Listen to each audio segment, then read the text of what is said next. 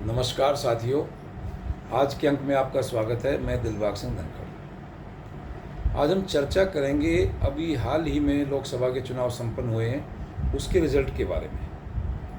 उत्तम गुप्ता जी हैं, बहुत बड़े अर्थशास्त्री हैं, पीएचडी जेएनयू हैं। उन्होंने एक बड़ा अच्छा विश्लेषण किया है अभी लोकसभा चुनाव के बाद रिजल्ट पर। उन्होंने कहा है केवल 38 सीटों के डिफरेंस से हमारा देश जो एक आर्थिक संकट में जाने से बच गया। हमारे देश की जो जीडीपी है वो ख़त्म या कम होने से बच गई। हमारे देश के जो मतदाता हैं, जो जनता जनार्दन है, वोटर्स हैं, उसने बड़ी सूझबूझ के साथ निर्णय लिया और हमारे देश को एक बहुत बड़े संकट से बचा लिया। उन्होंने बड़ा अच्छा विश्लेषण किया है, वो आपको भी देखना चाहिए। मैं उसी में से कुछ पॉइंट्स आपके सामने रखने जा रहा हूँ, ज़रा आप उस पर ध्यान दीजिए कि हमारे देश में कितना बड़ा एक आर्थिक संकट आने वाला था, जिसको कि हमारे देश की जनता जनार्दन ने, वोटर्स ने बचा लिया। तो वो बताते हैं कि जैसे आजकल फ्री की रेवड़ी या फ्री बीज का जो सिस्टम चला हुआ है, उस पर उन्होंने एक बहुत बड़ा एक विश्लेषण तैयार किया है। अभी आपने हाल ही फिलहाल में देखा होगा कि दिल्ली और पंजाब में भी जो 2 सरकारें बनी हैं वो फ्री बीज पर ही बनी हैं। हालांकि उसके आगे वो आम आदमी पार्टी बढ़ नहीं पाई, लेकिन फ्री बीज के चक्कर में 2 राज्यों में उन्होंने सरकार बन गई उनकी।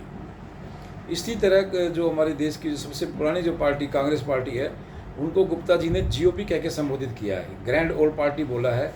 और वो बताते हैं कि किस तरह से ग्रैंड ओल्ड पार्टी भी, जीओपी भी नई पार्टी की राह पर चलने लगी और देश को एक जो फ्री की रेवड़ी बांटने के उसमें आकर के सत्ता प्राप्ति के लिए सरकार देश को बहुत ही एक आर्थिक संकट में डालने की उन्होंने भरपूर कोशिश की। लेकिन हमारे देश की जनता ने, हमारे देश के वोटर्स ने उनको उस संकट से देश को बचा लिया। वो बताते हैं कि राहुल जी ने घोषणा की कि महालक्ष्मी स्कीम के अंतर्गत हर महिला को 1 लाख रुपए वो सालाना देंगे। बाद में इसको 2 लाख भी कर सकते हैं। उन्होंने 2 लाख के हिसाब से ही विश्लेषण तैयार किया है। वो बताते हैं कि हमारे देश में करीब 40 करोड़ परिवार हैं। 40 करोड़ परिवारों में से अगर केवल जो 10% परिवार को भी वो उसका स्कीम का बेनिफिट देने की कोशिश करें तो 4 करोड़ यानी कि जो बुजुर्ग महिलाएं, घर की महिलाएं, उनको 2 लाख रुपए सालाना। इस तरह से उन्होंने आंकड़ा दिया है 8 लाख करोड़ रुपए का देश पर एक अतिरिक्त भार पड़ेगा, देश के करदाताओं पर अतिरिक्त भार पड़ेगा। इसके साथ ही उन्होंने एक स्कीम और बताई है, यूथ अप्रेंटिस स्कीम। इसमें युवाओं को स्किल्ड करने के लिए एक स्कीम चलाई जाएगी। उस पर हर युवा को 1 लाख रुपया सालाना दिया जाएगा। लेकिन उसका कोई ब्लूप्रिंट, कोई उसका खाका तैयार नहीं किया गया अभी तक, ना बताया कभी कि किस तरह से ये स्कीम काम करेगी और किस तरह से युवा को इसका फ़ायदा मिलेगा।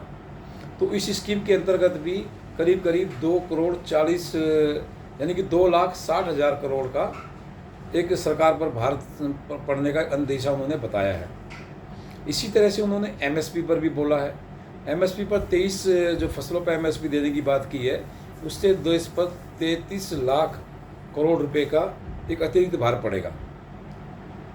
इसके साथ ही उन्होंने 30 लाख रोजगार की बात भी की है। 30 लाख रोजगार अगर वो नए सरकारी को जॉब देंगे तो करीब करीब इस पर सरकार को देश पर 1,20,000 करोड़ रुपए का एक अतिरिक्त भार पड़ेगा। हालांकि मोदी सरकार ने भी काफ़ी जो रोज़गार दिया है, लेकिन उन्होंने गवर्नमेंट जॉब ना दे करके वैसी जॉब क्रिएट की है जिससे लोगों को रोज़गार भी मिले और देश पर उसका कोई अलग से कोई भार भी ना पड़े।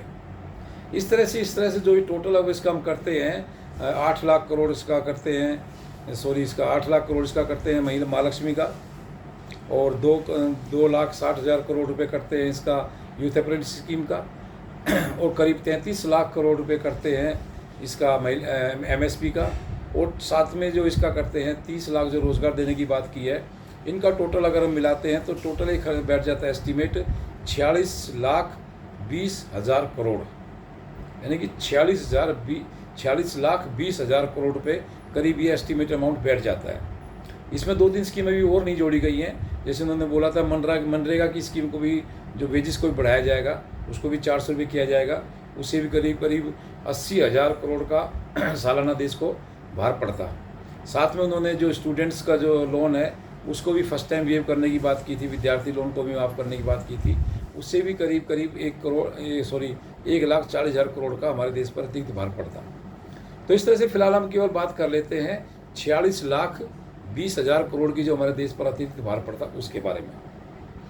अभी हमारे देश का जो एक डेफिसिट है, जो फिजिकल डेफिसिट है, वो 5.1 है। यानी कि हमारे देश का जो भी फिजिकल डेफिसिट है वो 5.1 है, और उसके अनुसार हमारी जो अमाउंट बैठ जाती है 16,85,000 करोड़ रुपए। 16,85,000 करोड़ रुपए। तो इस तरह से अगर जो ये अमाउंट हमारा इसमें और जुड़ जाता है तो ये करीब करीब बन जाता है 63,05,000 करोड़ रुपए। यानी कि इतना हमारे देश पर जो एक डेफिसिट उसके साथ फिजिकल डेफिसिट के साथ, और जो इन्होंने कुछ खर्चा जो बताया, जो एस्टीमेट जो स्कीम बताई है, उसके साथ अगर जोड़ते हैं तो 63,05,000 करोड़ रुपए का एक हमारे देश पर अतिरिक्त भार पड़ेगा, जो कि हमारी जो जीडीपी का जो जीडीपी का 19.2 है, यानी कि 19.2 के करीब है। यानी कि अभी हमारा फिजिकल डेफिसिट 5.1 है और फिर बढ़ के हमारा हो जाएगा 19.2। तो आप इससे अंदाज़ा लगा सकते हैं कि जो हमारा डिफिसिट, जो फिजिकल डिफिसिट इतना बढ़ जाएगा, उससे हमारे देश में कितनी महंगाई हो जाएगी, कितने हमारे देश में ऐसे रोज़गारों पर फर्क पड़ेगा, जो कि काफ़ी एक मंदी का एक दौर आ सकता है। आपने ध्यान दिया होगा कोरोना में भी हमारे देश में काफ़ी उसका मंदी का असर पड़ा था, लेकिन उस समय में भी हमारा जो फिजिकल डेफिसिट था वो केवल 9.1 था, यानी कि 9.1 के करीब हमारा उस टाइम फिजिकल डेफिसिट था। लेकिन अगर इस तरह से ये सारी स्कीमें लागू हो जाती हैं, कांग्रेस अगर जीत जाती, तो ये अगर स्कीमें लागू हो जाती तो हमारे देश का जो, अब आप समझ सकते हैं फिजिकल डेफिसिट कितना चला जाता, 19.2। यानी कि हमारे देश में जो अभी महंगाई है वो करीब करीब 4 गुना बढ़ जाती। हर चीज़ पे जो है आर्थिक जो मंदी है, जो मार है, वो करीब 4 गुना बढ़ जाती। तो हमारे देश का भी इस टाइम समझ सकते हैं कि पाकिस्तान जैसा हाल हो जाता, शायद हो सकता है पाकिस्तान से भी बुरा हाल हमारे देश में हो जाता अगर ये स्कीमें लागू की जाती। साथ में और जो हमारे विकास के कार्य होते, जैसे भी आप देख रहे हैं कि हमारे देश में चारों तरफ हाईवेज पे काम चल रहा है, मेट्रोज़ का काम चल रहा है, और नए नए रोज़गार के जो जरिए तैयार किए जा रहे हैं, उन सब पर कितना फ़र्क पड़ता। हमारे देश की जो एक आर्मी है, फ़ौज है, उस पर कितना अच्छा एक मजबूत उनका एक सिस्टम बनाया जा रहा है, कितना उस पर पैसा खर्च किया जा रहा है, एजुकेशन पे कितना पैसा खर्च किया जा रहा है, इन सब चीज़ों पर भी बहुत फ़र्क पड़ता। जो आज पूरा वर्ल्ड हमारी तरफ देख रहा है, पूरा संसार आज भारत की तरफ निगाह उठा के देख रहा है कि भारत क्या कर रहा है, भारत के हर काम की वो सराहना कर रहे हैं, तारीफ़ कर रहे हैं। और तो अगर इस तरह से हमारे देश में आर्थिक संकट आ जाता तो हमारे देश की क्या छवि रहती, हमारे देश के जो नागरिकों को कितनी कष्ट दुख उसका मुसीबतों का सामना करना पड़ता, आप इससे अंदाज़ा लगा सकते हैं। तो इस तरह से जो उन्होंने एक आंकड़ा दिया है, इसको आप देखना चाहिए, ज़रूर समझना चाहिए कि देश के हमारे मतदाताओं ने और हमारे जनता जनार्दन ने एक इतना अच्छा फैसला लिया है। केवल 38 सीटों के डिफरेंस से हमारे देश का एक बहुत बड़ा संकट टल गया है, क्योंकि आपको पता है कि हमारे जो एनडीए को 293 सीट मिली है, और जो गठबंधन है उसको 233 ऐसी कुछ है उनकी, यानी कि एक्स्ट्रा का डिफरेंस निकाल के चले तो केवल 38 सीटों का डिफरेंस रह जाता है। इस तरह से हमारे मतदाताओं ने बड़े सूझबूझ के साथ एक बहुत अच्छा निर्णय लिया है। हालांकि थोड़ा सा इन्होंने बीजेपी को भी सबक सिखाने की कोशिश की है, सबका साथ सबका विश्वास जो एक नारा लेकर चल रहे थे, उस पर भी बहुत गहरी चोट हुई है। इस पर भी अब बीजेपी को और इसको देखना चाहिए, सोचना चाहिए कि किस तरह से देश में क्या स्कीमें लाई जाएँ जिससे कि हमारे देश का एक आर्थिक और जो एक विकास बहुत तेज़ी से हो और बहुत अच्छी तरह से हमारा देश तरक्की करे। तो आज की वीडियो में इतना ही। आप इस वीडियो को लाइक शेयर सब्सक्राइब करें। आपका बहुत बहुत धन्यवाद।